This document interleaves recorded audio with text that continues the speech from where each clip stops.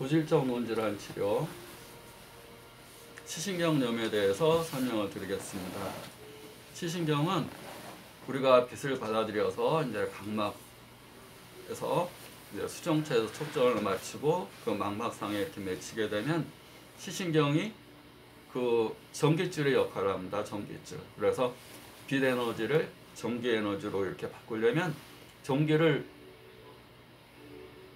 보내주려면 전기가 이렇게 전기줄이 있어야지 그 안에 전기가 흐를 거잖아요. 그런 전기줄의 역할을 해서 수초화가 되어 있어요. 전기줄처럼 이렇게 덮여져 있다는 얘기죠. 그런데 이것이 벗겨지는 현상, 우리가 전기줄이 까지면 어떻게 되죠? 방전이 이루어지겠죠. 그거 까지면 정보 전달이 안 되게 되고, 그 정보 전달이 안 되면 내가 받아들인 눈을 통해서 받아들인 이 정보를 뇌로 전달할 수가 없습니다. 시신경은 이렇게 외부 정보를 받아들인 것들을 각막에서 상을 맺혀서 그것을 이제 뇌 후두엽, 뇌 뒤쪽에 있는 후두엽까지 전달해서 우리가 물체를 인지하는 역할.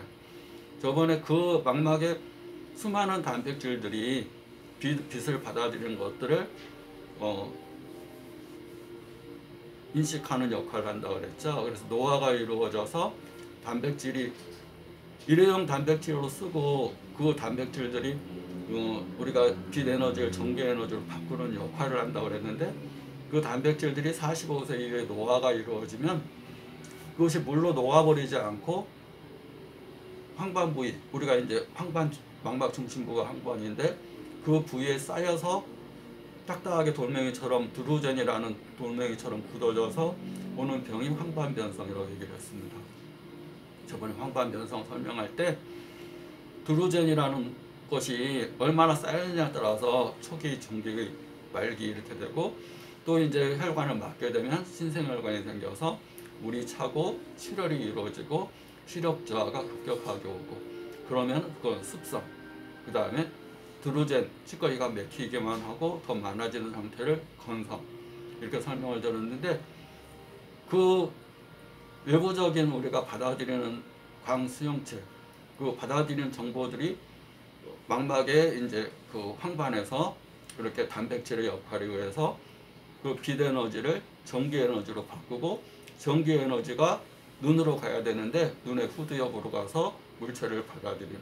그래서 우리가 이제 눈 반대편에 이 중추 센터가 있기 때문에 뒤통수를 세게 맞거나 그러면 띵 하면서 갑자기 안 보이는 현상이 생길 수도 있습니다. 뒤통수는 그래서 혈압이 오르거나 신경을 많이 쓰거나 하면 갑자기 눈이 안 보이는 수도 있고요. 그걸 청맹이라고 그래요. 눈동자는 멀쩡한데 갑자기 안 보이는 현상. 시각 장애가 있는 게 아닌데 여기 갑자기 이상이 와버리는 거죠. 신경 많이 쓰고. 그리고 골 때린다는 표현을 쓰잖아요. 뒷골을 때려버리면 시신경 쪽에 문제가 생길 수가 있습니다. 그래서 여기서 단백질이 이제 그 역할을 해서 그 외부에서 들어오는 빛 에너지를 전기 에너지로 바꾸는 역할을 하는데, 그걸 신경에서 그냥 보내는 게 아니라 전기줄 같은 걸로 만들어서 보내는데, 그걸 수초화라고 그래요. 수초 이제 해서. 근데 이제 전기줄이 피지가 껍데기가 벗겨지는 현상, 그런 방전이 이루어지고 그런 정보 전달이 안 되겠죠. 그래서 정보 전달이 안 되면 외부에서 들어오는 것들이 시각 장애가 되겠죠. 뭘 받아들이는 정보 인식이 안 되겠죠. 잘 못 보겠죠. 그래서 나타나는 증상은 항상 염증이 있을 때는 인체 모든 부위가 아프게 됩니다. 편도선 어디가 염증 있으면 아프잖아요. 그런데 이 시식면역은 눈동자를 움직일 때 아파요. 누르거나 움직일 때 아프고, 또 시력이 당연히 떨어지고, 또 색각에 장애가 와서 색을 잘 구분하지 못하게 되고, 또 시야 이상이 와서 시야가 어둡거나, 당연히 황반이니까 황반에는 그 원추세포가 있다고 그랬죠. 황반 망막 주변에는 막대세포가 있어서 명암을 구분하고, 큰 것을 구분한다면 망막 중심에는 원추세포가 있어서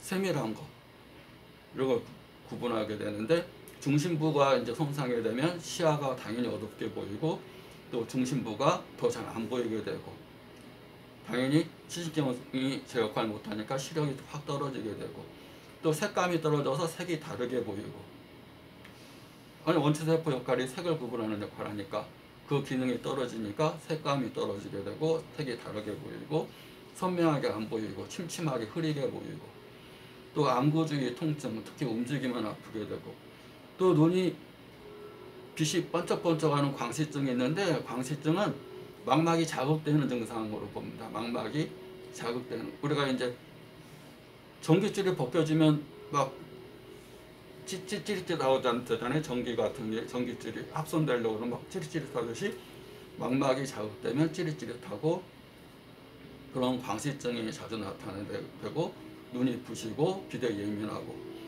또 특징적인 게 운동적이나 목욕으로 체온이 오르면 더 뿌옇게 보이고, 염증성 있는 사람들이 뜨거운 데 가면 더 불편하죠. 목욕이나 체온이 오르면 염증이 더 심해지니까 더 뿌옇게 보이고, 또 입체신으로 대비감도 저하가 되고, 이런 증상이 나타나게 됩니다. 그래서 시신경은 정리하면 받아들인 빛 에너지를 황반, 망막 중심부에서 단백질의 역할에 의해서 빛 에너지를 전기 에너지로 바꾸는데, 전기를 뇌의 후두엽으로 보내주는 전선인데, 전선에 피지가 벗겨지는 현상, 그거로 인해서 시각장애, 색각장애, 그 다음에 시야장애, 안구 통증, 그 다음에 빛번짐, 광시증, 눈부심, 이런 것들이 나타난다고 보시면 됩니다. 한방에서 치료는 구분해서 치료라는데, 이제 염증이 심하다 그러면 용담 사반탕, 사모용환탕을 처방을 쓰고요. 이제 수분 대사가 항상 이렇게 염증 있게 되면 황반이나 이런 게 부어오를 수가 있습니다. 그리고 부어오르고 그럴 때는 삼인탕을 쓰고, 그다음에 음호화황이라고 그래서 음기가 부족하고, 이제 원인적인 치료, 시신경염의 원인은 과로하고 스트레스 받고 무리하고 신경 쓰는 거나 마찬가지죠. 신경이 들어가는 것은 다 무리해서 많이 올 때, 그럴 때는 이제 지백지방탕, 또 염증이 좀 더 심하면 아까 얘기한 용담상환탕, 사모용환탕, 음교산의 국화세진, 이런 것들을 처방해서 씁니다. 또 이제 양음천백탕이라고 그래서 음기가 부족하면서 눈에 자꾸 열이 나는 증상, 눈이 뜨겁다든가 눈이 열이 난다든가 그런 경우에는 양음천백탕, 그러니까 급성기 시신경염에는 당연히 이제 용담상환탕, 사모용환탕을 쓰고요. 그다음에 급성기가 좀 지나면 양음천백탕, 지백지방탕 그렇게 쓰고, 또 눈 자체에 황반 부종이나 눈이 순환이 안 되는 증상이 있을 때는 삼인탕, 수분 대사 이상이 있을 때는 삼인탕, 이렇게 구분해서 치료를 하게 됩니다. 치료를 하면 많이 좋아지고, 이게 이제 치료가 잘 안 되면 시신경 위축으로 발전해서 시야 시력 저하가 더 많이 급격하게 올 수도 있습니다. 푹 쉬고 신경 안 쓰고, 그 다음에 물을 자주 먹어서 염증이 생기지 않게끔. 하여튼 염증성 질환들은 충분한 휴식, 숙면, 그 다음에 청록성 야채, 그 다음에 청록성 야채뿐만 아니라 블루자 들어간 음식, 블루베리, 블루컬리, 청포도, 이런 것들을 자주 음료나 주스, 음료 또는 먹는 걸로 자주 해주는 것이 큰 도움이 될 수 있습니다. 이번 시간에는 시신경염에 대해 설명드렸습니다. 감사합니다.